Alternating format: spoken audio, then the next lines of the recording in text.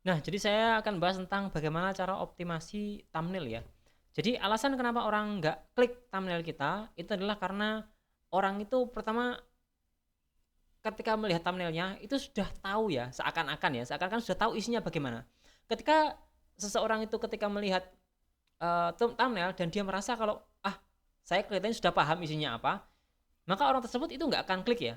Tapi ketika melihat dia itu nggak tahu, oh aku kok kelihatannya belum tahu ini gitu kan, dan juga itu relevan dengan apa yang dia sukai, mungkin akan diklik ya. Jadi ini adalah pertama harus ada yang namanya hal baru, jadi menjanjikan hal baru. Kalau misalkan anda nggak bisa menjanjikan hal baru di konten anda, otomatis juga dia orang nggak klik ya, karena kesenangan orang ketika lihat YouTube itu adalah hal baru. Kalau misalkan nggak ada yang baru ya nggak diklik ya. Itulah kenapa si orang seperti kayak Mister Beast tuh bikin sesuatu yang heboh-heboh ya, yang baru, yang heboh kayak gitu.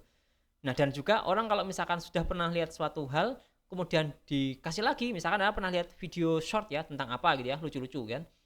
Ketika Anda melihat pertama kali Anda suka. Ketika Anda melihat kedua kali, Anda akan langsung skip ya. Bahkan kalau misalkan lewat lagi ke 5 kalinya, Anda sudah malas nonton itu kan.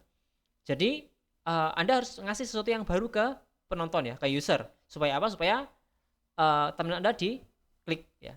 Ya, caranya bagaimana? Caranya adalah Anda bikin beberapa thumbnail sekaligus ya. Jadi seperti ini ya. Contoh, kita bikin beberapa thumbnail. Ini tulis magnet ya.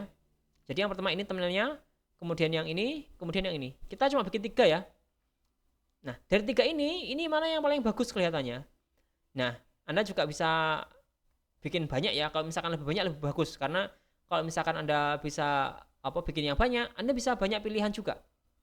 Nah, dari 3 ini menurut saya yang paling bagus itu yang tengah ini ya.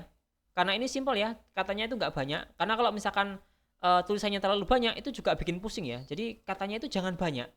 Katanya pendek, mungkin beberapa kalimat ya, mungkin 4 kalimat saja atau 3 kalimat.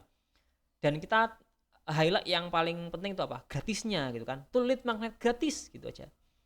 Nah, kalau ini terlalu pendek ya. Kalau terlalu pendek itu kayak kurang greget itu ya. Kayak ini umum sekali gitu kan. Tapi kalau misalkan agak detail seperti ini ya, gratis gitu kan.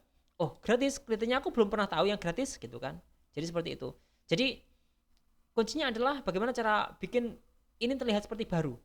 Kalau perlu Anda bisa cek kompetitor-kompetitor Anda di YouTube, Anda cek mereka itu bikin yang seperti apa, gitu kan?